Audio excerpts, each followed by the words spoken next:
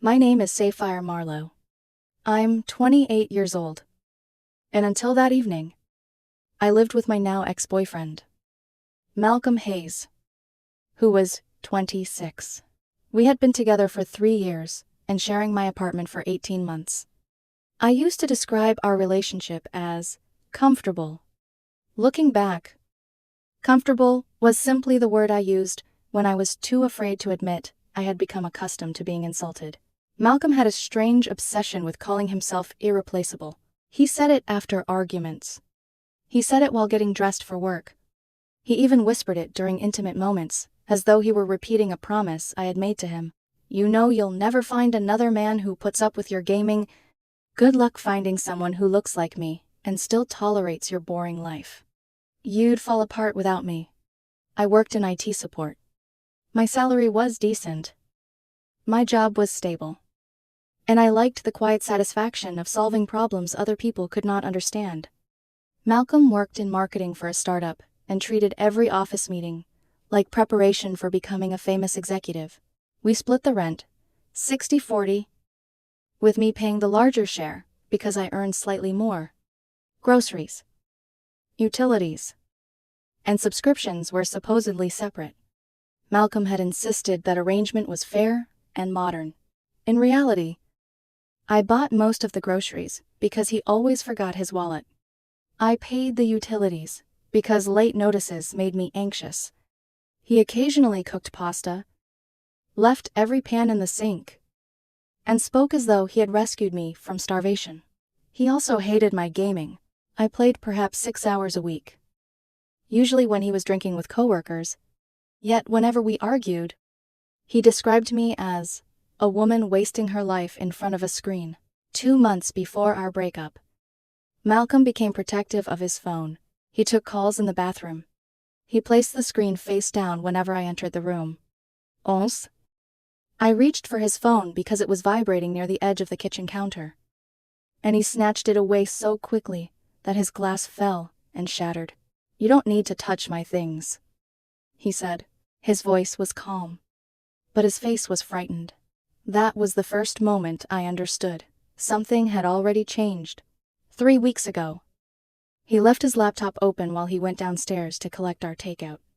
A notification appeared from a woman named Tessa Vaughn. Can't wait to see you again. Handsome. I knew opening the conversation crossed a line. I also knew that people with nothing to hide did not carry their phones into the shower. The messages went back for months. Tessa was the marketing director at Malcolm's company. She was older, successful, and constantly posting photographs from expensive restaurants, conferences, and weekend trips. Malcolm complained to her about me. Tessa comforted him. He told her I was temporary and that he was only staying until the right opportunity appeared. If Sapphire and I ever break up, you better be ready, he had written. Tessa replied, I'm not going anywhere. He sent a heart. Then he wrote, You're my safety net. The phrase made my stomach turn. I kept scrolling. He called me boring. He said I lacked ambition. He claimed I was lucky he had chosen me. According to him, he paid for everything, cooked every meal, and sacrificed his social life because I was too insecure to let him go out. None of that was true. The messages were not explicitly sexual. But betrayal does not require naked photographs. Sometimes it is hidden inside private jokes, heart emojis, imaginary futures, and the careful destruction of someone's reputation. I took photographs of every message. Then I found Tessa's public profile. She had money, influence at Malcolm's company, and an impressive apartment downtown. Malcolm had been building a landing place before abandoning our relationship. I did not confront him. Instead, I opened a new bank account. I changed my passwords. I moved sentimental belongings into a storage unit and confirmed that the lease and utilities were solely in my name. Preparing quietly felt dishonest. But every time Malcolm kissed me, I remembered him calling me temporary. Then, that afternoon, he came home furious. He had been denied a promotion. He dropped his bag beside the door and began pacing through the living room, complaining that his coworkers were jealous and management felt threatened by him. I listened until he turned toward me. "This is partly your fault?" I almost laughed. "How? If I were with someone more successful, someone with actual connections, people would take me seriously. Instead, I come home to this." He gestured around the apartment I paid for. "You're holding me back, Safir." Something inside me went still. "Then leave." He stared at me before laughing. "And go where you think you can replace me. Look at yourself. You're lucky I give you the time of day." He stepped closer, wearing the same smug expression I had seen 100 times. "I'm irreplaceable. Without me, you'll be alone forever." I unlocked my phone and showed him the screenshot where he called me temporary. His face went white, then red, then wet with sudden tears. "You went through my messages. You left them open. That's an invasion of privacy. That's abusive." "No. Telling another woman that your girlfriend is temporary while sleeping in her bed is abusive. Tessa is just a friend." I was venting. "For 3 months." His tears vanished almost instantly. "Fina." I explored my options. Everyone does it. At least I never physically cheated. "The bar is underground." He folded his arms. "Can you blame me? We're stagnant. You're content being mediocre. I need a woman who matches my energy." "Then go to Tessa." "Maybe I will," he said. "And when you realize what you lost, you'll beg me to come back." "You can't replace me." I smiled. "Funny. That's exactly what she said about you." Malcolm froze. "What?" I opened another photograph. Tessa was standing on a boat, with her arms around a man named Adrian Cole. According to her profile, they had been together for 2 years. Their newest picture had been posted the previous weekend. Malcolm grabbed my phone and scrolled frantically. "No. She said they were practically over. She told you what you wanted to hear. Just like you told me what you thought I wanted to hear. They are over. They spent last weekend together." His fingers began trembling. I leaned against the table and watched the truth reach him. "You weren't her first choice, Malcolm. You were her backup plan." "This changes nothing," he said weakly. "We can work through this. Therapy. Counseling." "No. Safir. Be reasonable. We have a life together. We had 3 years of you thinking you were better than me. 3 years of me being your placeholder?" His expression hardened. "Where am I supposed to go? Maybe Tessa has room on her boat?" He rushed into the bedroom and began shoving clothes into a bag. "You're making the biggest mistake of your life," he shouted. "You'll never find another man like me." "God. I hope not." At the door, he turned, with tears streaming down his face. "This isn't over." I looked at the man who had spent years convincing me that losing him would destroy me. "Malcolm, you're not irreplaceable. You're already being recycled."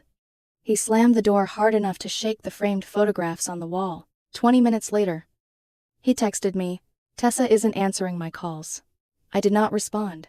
For the first time in years, the apartment was completely silent, and the silence felt less like loneliness than freedom. Malcolm returned at 2 in the morning. I woke to pounding so violent that the bedroom door trembled in its frame. "Safir. Open the door." I stayed still. He knocked again. Harder. "We need to talk. You can't just throw me out after 3 years." His voice kept changing. First angry, then wounded, then soft enough to sound rehearsed. When I still did not answer, he began crying loudly in the hallway. A light switched on beneath my neighbor's door. "Leave her alone." My neighbor called. Or, "I'm calling the police." Malcolm cursed under his breath, kicked the bottom of my door once, and finally left. I did not sleep again. The next morning, I took a personal day from work. I called the landlord, explained that Malcolm no longer lived there, and received permission to replace the locks. Then I drove to the hardware store. When I returned, the apartment door was already open. For one suspended second, I thought I had entered the wrong building. Then I saw Malcolm sitting on the couch, drinking coffee from my favorite mug. He looked completely at ease. "We need to talk like adults," he said. I placed the bag of locks on the counter. "How did you get in?" He ignored the question. "You overreacted last night. You need to leave." "Saphir, stop being dramatic. I made a mistake. People in relationships make mistakes." I slipped my phone into my pocket and started recording. "What mistake did you make?" He frowned. "I shouldn't have talked to Tessa like that." "Like what?" "It was inappropriate." "But it didn't mean anything. It was fantasy." Venting. "For months." He exhaled sharply. "Fine. You want the truth." I was exploring my options. "That's normal. Everyone does it." "No, Malcolm. It isn't. You think women don't keep backup men. You think men don't keep backup women. At least, I never slept with her. The fact that you keep saying that tells me you know exactly what you did." He set the mug down. "I'm trying to save our relationship." "No.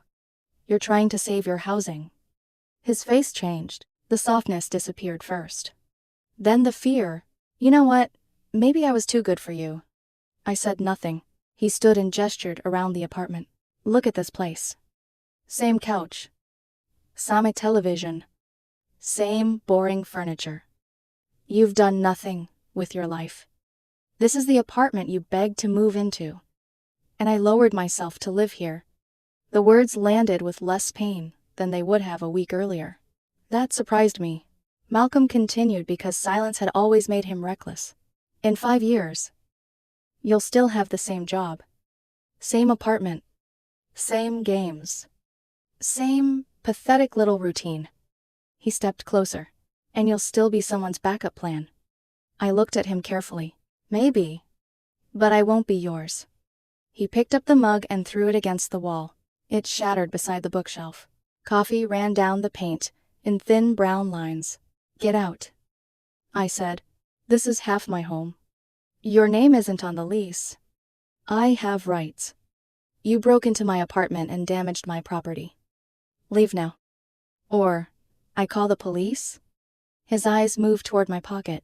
"Are you recording me?" "Yes." That was when he finally understood that the conversation was no longer under his control. He went into the bedroom and began packing. Every few minutes, he returned with another insult. "Tessa is 10 times the woman you'll ever be. She has ambition. She has influence. She knows how to make people feel important. She also has Adrian. That's temporary. Tessa posted a picture with him 4 days ago. She told me they were basically finished. She told you what you wanted to hear." He shoved clothes into a suitcase so hard that one of the zippers split. "You're jealous because she's more successful than you." "No. I'm embarrassed that I spent 3 years with a man who thought being someone's secret option made him valuable." He stopped. "When did you become such a cold bitch?" "Probably when I learned my boyfriend was shopping for replacements while sleeping in my bed." He dragged 2 bags toward the door, then pointed at the television. "I'm taking that." "No. You're not. I paid for half. Show me the receipt." His mouth opened, then closed. 2 years earlier, he had given me $50 toward the television, and spent the next month telling people we bought it together. "This isn't over," he said. "Email me a list of what belongs to you. You can collect it later with witnesses present." He glared at me, then he left. An hour later, the messages started. "Tessa says you're lying about Adrian." Then another, "She says those photos are old." Then, "She's coming to talk to you, woman to woman." I replied once. "Tell her to bring Adrian." Malcolm answered immediately.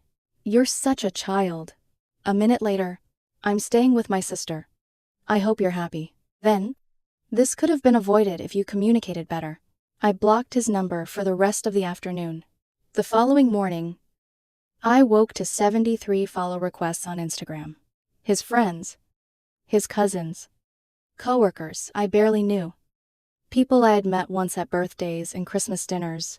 I had not posted anything about the breakup. That meant Malcolm had. A new account sent me a message. "You're a disgusting person for what you did to Malcolm. He deserves better. Karma will get you." His mother texted next, "Safir. Malcolm is devastated. Whatever happened, surely it can be fixed. He loves you. Please, don't throw away 3 years over a misunderstanding." Months of emotional cheating had already been reduced to a misunderstanding. I did not respond. Then a message arrived from someone I did not recognize. "Hi. You don't know me, but my name is Adrian Cole. I think we need to talk." My pulse quickened. He sent a second message. "Can you send me the screenshots of Tessa talking to Malcolm?" I stared at the screen for several seconds. Then, I sent everything. 3 months of messages. The hearts. The promises. The comments about me. The parts where Malcolm called me temporary. The parts where Tessa called Adrian temporary too. Adrian replied 20 minutes later, "Thank you." I had a feeling this wasn't the first time. I wrote back, "I'm sorry, you had to find out this way. Don't be. You did me a favor." Then he added, "You should know Tessa was fired yesterday." I sat upright. Why? Inappropriate relationship with a subordinate. Malcolm worked beneath her. My hands went cold. Adrian continued. Malcolm was fired too. Suddenly, everything made sense. The denied promotion, the rage, the desperate attempt to stay in my apartment. Malcolm had not only lost his backup plan, he had lost his job. That evening, his blocked calls began appearing through unknown numbers. I answered none of them. Then the texts arrived. "I know you called my company. This is illegal. I'll sue you for defamation. You ruined my life. I have bills. Safir, I have student loans. How could you do this to me?" Finally, I replied, "I didn't contact your company. You were fired because of your relationship with your director. Those were your choices." His response appeared instantly. "Someone sent them screenshots." "It wasn't me." "Then who?" "Maybe Adrian. That psycho is trying to destroy us." "There is no us." He called 23 times. I counted because, after the 10th call, the desperation became almost clinical. I never answered. 2 days later, his older sister contacted me. Her name was Diana Hayes. Unlike Malcolm, she rarely raised her voice and never seemed impressed by her own opinions. "Can we meet?" she asked. "I'm not trying to convince you to take him back. I just want to understand what happened." We met at a coffee shop the next afternoon. Diana looked exhausted. "I'm not here to defend him," she said before sitting down. "Then why are you here?" "Because he's telling our parents you destroyed his career, cheated on him, and threw him onto the street without warning." I unlocked my phone. I showed her the messages, the backup plan, the insults, the photograph of Tessa and Adrian, the recording of Malcolm throwing the mug. Diana listened without interrupting. When I finished, she rubbed both hands over her face. "This tracks. What does? Malcolm has always been like this. He thinks every room owes him admiration. Our parents spoiled him. Every failure was someone else's fault. Every breakup happened because the woman couldn't handle him. Why are you telling me? Because he's spiraling." Her eyes met mine. "He's staying with our parents. He barely sleeps. He talks about you. Tessa. Adrian. His company. He thinks all 3 of you conspired against him. What do you want me to do?" "Nothing." She leaned closer. "I just wanted you to know you were right to leave." Then she hesitated. "And you should watch your back." My stomach tightened. "Why?" "He keeps talking about making sure people know the truth about you." "What truth?" Diana's expression hardened. "Whatever version he needs to invent." I left the coffee shop with the recording saved. The screenshots backed up. And the first real fear I had felt since the breakup. Until then, Malcolm had only wanted me to believe he was irreplaceable. Now he wanted everyone else to believe I was the villain. The morning after my conversation with Diana, I found out exactly what she had meant. When I opened Instagram, there was a new follower waiting for me. The profile was called Sapphire Marlowe Truth. Its biography read, "Exposing who Sapphire Marlowe really is?" There were already 3 posts. The first showed screenshots of my gaming sessions with timestamps from months earlier. The caption read, "Ignored her boyfriend for video games." The second was an old picture of my apartment, 28 years old, and still living like a college student. The third made my stomach drop. It contained edited screenshots from Malcolm's messages to Tessa. Every line that made him look guilty had been cropped away. Instead, it looked as though he had been begging another woman for emotional support because he was trapped in an abusive relationship with me. Before I could report the account, I noticed what he had already done. He had followed nearly everyone I knew. My coworkers, my cousins, my mother, former classmates, even my manager. I immediately took screenshots of everything before reporting the account. An hour later, my phone started ringing. My mother called first. "Safir? Is everything all right?" "Yes. People are sending me strange screenshots. I'll explain tonight." Half an hour later, my manager asked whether we could talk privately. I walked into his office carrying a folder that contained printed copies of every message, every screenshot, every photograph, and the audio recording from the apartment. I'd rather explain before rumors spread. I told him. He listened carefully. When I finished, he nodded. "I appreciate you bringing this to us first. It sounds like a personal situation. Let us know if he contacts anyone here again."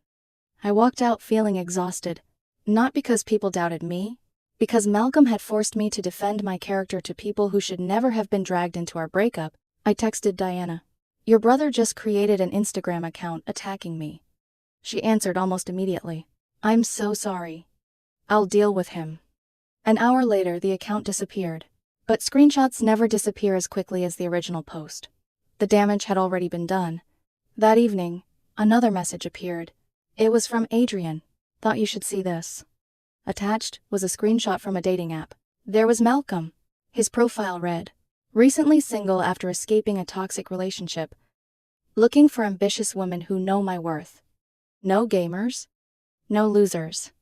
No women without goals." I almost laughed. Then I noticed the photographs.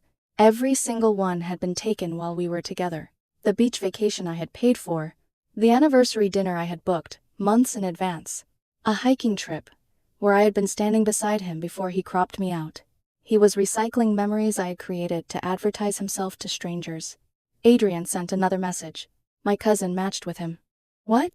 "He recognized Malcolm from the pictures you sent me." "Did you warn him?" "I did better." I smiled, despite myself. "What did you do?" "He invited Malcolm to dinner." I frowned. "And at the same restaurant where Malcolm and Tessa used to meet." I couldn't help laughing. "You're terrible." "I know. The date is tomorrow." "What happens then?" "My cousin isn't going." I stared at the screen before laughing even harder. "So Malcolm is going to sit there alone." "Exactly. No interference. Just poetic timing. For the first time since everything began." I laughed without forcing it. The next several days were surprisingly quiet. I blocked every unknown number, changed every password, enabled 2-factor authentication on everything, updated security questions, asked the landlord to install a video doorbell. The apartment slowly began feeling like mine again. I repainted one wall Malcolm had always insisted should stay gray. I moved the furniture, bought new curtains, replaced the broken coffee mug with one I actually liked. Then something unexpected happened. My supervisor called me into her office. "We've noticed how you've handled several difficult client accounts over the last year." I assumed another crisis was coming. Instead, she smiled. "We'd like to promote you." For a moment, I simply stared. Months earlier, Malcolm had told me I lacked ambition. Now I was accepting the promotion he insisted would never happen. Life has a strange sense of timing. A week later, Adrian messaged again. "You'll appreciate this." Apparently, Malcolm had spent nearly 40 minutes sitting alone at the restaurant, checking his phone every 30 seconds, before finally realizing nobody was coming. I imagined him looking around every time the door opened, waiting for someone who had never intended to arrive. The image felt strangely symbolic. For years I had waited for the version of Malcolm who never existed. Now he understood what waiting felt like. Not long afterward, I received one final message from an unfamiliar number. Hey, Saphir. It's Malcolm. I know you blocked me. I just wanted to say, no hard feelings. Tessa lied to both of us. I lost my girlfriend. I lost my job. I hope things work out for you. I read it twice. Then I deleted it without answering. There was nothing left to say.